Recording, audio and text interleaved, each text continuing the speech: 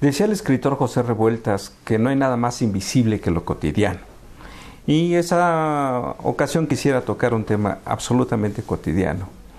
Una pregunta: ¿qué es el cine? Le digo que pareciera que es una pregunta muy simple porque todos tenemos la experiencia cinematográfica, no solamente de la sala de cine, sino del cine en casa o el cine a través de la televisión. Pero la pregunta en realidad no es tan obvia.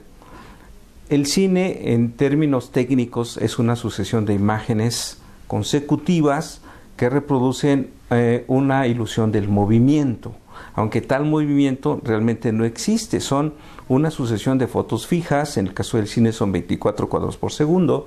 En el caso del video o de la televisión que usted ve en su casa, son 30 cuadros por segundo, 30 fotos fijas, que en la rapidez de irlas pasando nos va a dar la ilusión del movimiento, ese que sí percibimos en la realidad.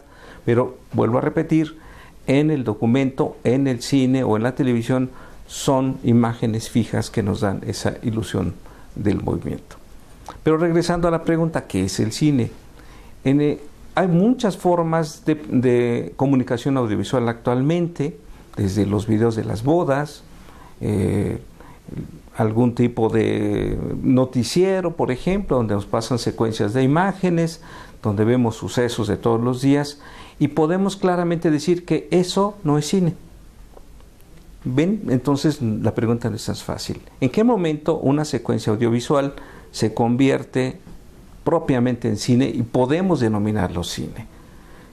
Básicamente es una cuestión, una frontera que pues es delicada y que puede ser dedicada a cualquier arte. Igual, cuando un texto pasa de ser un mero oficio, una carta amorosa, una receta de cocina, en literatura, a veces la frontera no es tan simple.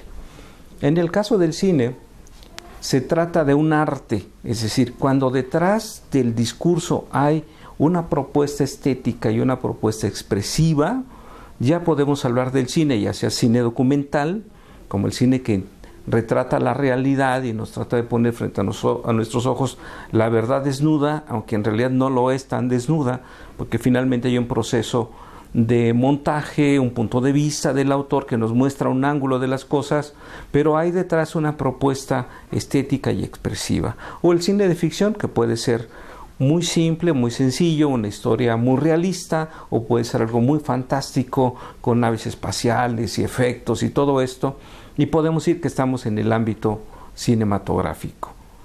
Hoy pareciera que esta barrera de pronto se rompe cuando la tecnología nos pone al alcance cámaras que basta apretar un botón y ya estamos grabando imágenes, lo cual antes era complicadísimo. No cualquiera podía hacer cine, tiene que tener un aparato especial, una cámara de cine, comprar rollos de película que eran muy caros.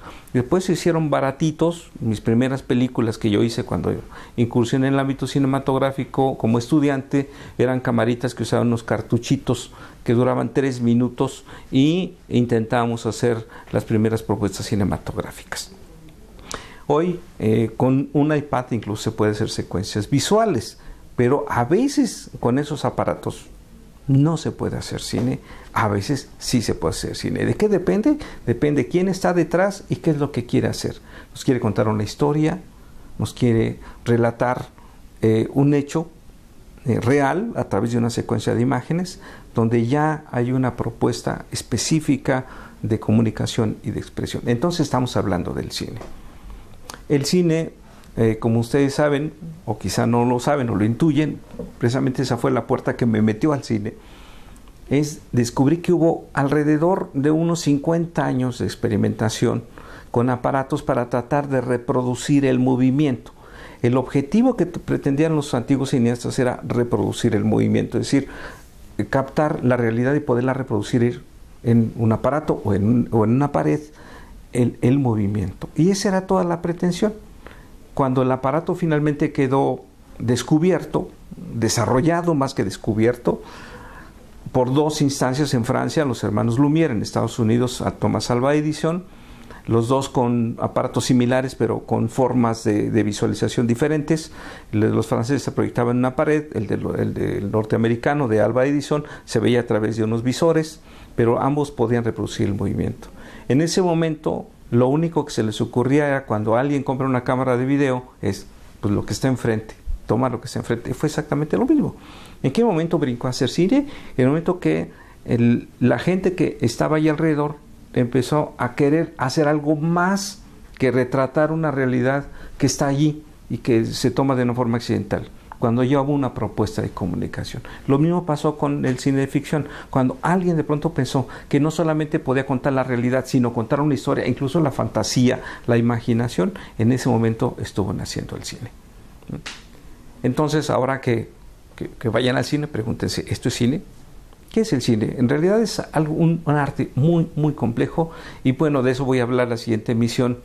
¿Cuáles son las dificultades para hacer cine? Hoy parece que la tecnología nos pone todo en la mesa y es muy fácil apretar un botón y ya somos cineastas. La verdad es que hay un gran paso entre apachurrar un botón y hacer arte. Muy buenas noches, soy Jeremías Ramírez.